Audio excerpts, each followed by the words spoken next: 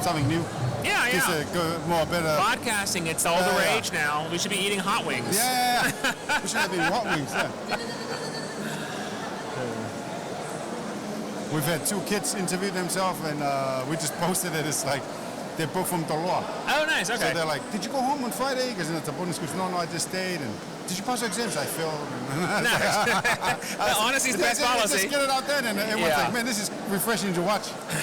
It's like, instead of us asking, we could, as a kid, I grew up in Atlanta, so CNN Center was there. So like my brother and I went to do like a tour, and they got sent us to the anchor desk. We had to read the news stories and stuff. Nice. So yeah, it was cool as a kid to do that. Yeah.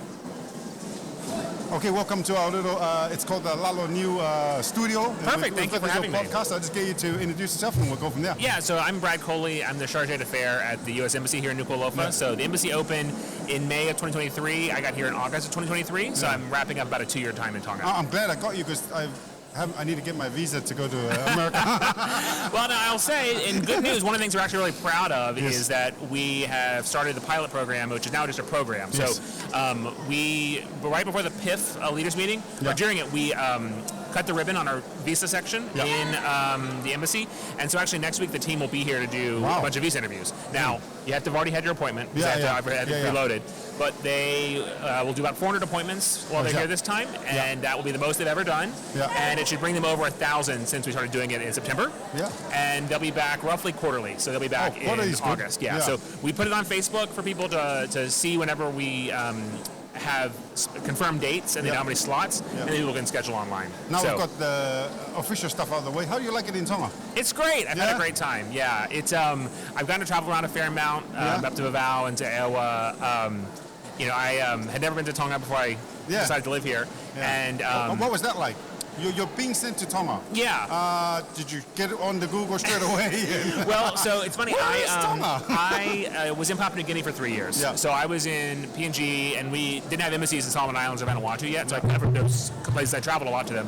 One of my best friends in PNG is half Tongan. Her dad actually, Roger Halfa. Oh, yes. So Michelle is a good friend of mine. Oh, wow. So I did his talkback show in PNG before he passed away. And I actually, one of the first proper Tongan cultural things I did was his funeral. So I saw all the matting and everything for the first time. And so it's a lot. It is a lot. It's a lot. And it's funny how after being here for a couple of years, the tabala meant nothing to me beforehand, but now I'm like, ooh, this is a big occasion. Now I know it's a formal thing. Yeah. Before you just thought it was like, oh, that looks a bit weird. Yeah. Then when you see it now, you're like, there must be someone special here. Exactly. Must be a special occasion. And it's funny because people will wear them to come see me, and I'm like, I'm just a guy. But I'm like, well, it is the U.S. Embassy. So.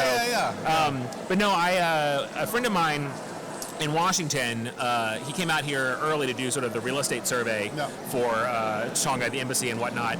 And so Ambassador Damore, who's our ambassador in Fiji, I was at her swearing in with her family and friends in Washington.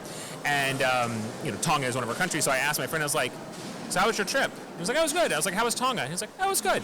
I was like, do you have any photos? And he got his phone out and he showed me 5 photos. And I was like, okay, I'll go there. And oh, wow. So, just from that 5 photos. I took 5 photos. So, because I was asked by my leadership, because I had previous experience in the Pacific, and in Washington, I'd been working as the New Zealand and Samoa desk officer. So they knew I knew a bit about the region, really enjoyed my time here. So they said, we're setting up new embassies, you're going to go. And so that's how I ended up in Tonga. And then a few months later, I took a work trip to Samoa. And so I flew from the West Coast down to Auckland, then Auckland to Apia. And so that flight goes directly over Tonga. So I was on the flight with my boss, and I felt like a kid looking at a present under a Christmas tree. Because as we flew over, I was like, oh, it looks just like Google Maps. I'll be back in a few months. So it's been a really cool opportunity.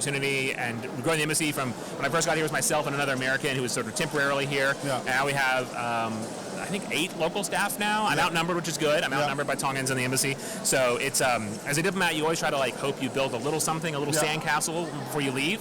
And now I'm really proud to hand this off to the new team that gets here once I leave. So what we're doing here at the Queen Charlotte Memorial Hall is doing a one-question podcast. And my one question, it comes from the answer you just gave, is what I heard, you're here in Tonga. You've been to Samoa. Be careful with your answer. I'm a diplomat. Be careful.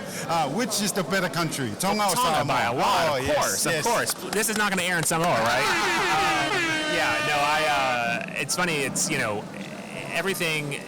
There's no fight like a family fight. Yeah. And so I can tell, Samoans or Tongans, they're cousins, and that's why they fight and squabble. So, they've both been great to me, but I spent a lot more time in Tonga, and it's been an amazing experience. Thank you very much. Absolutely. Thanks for having me. Yeah, thanks. Bye.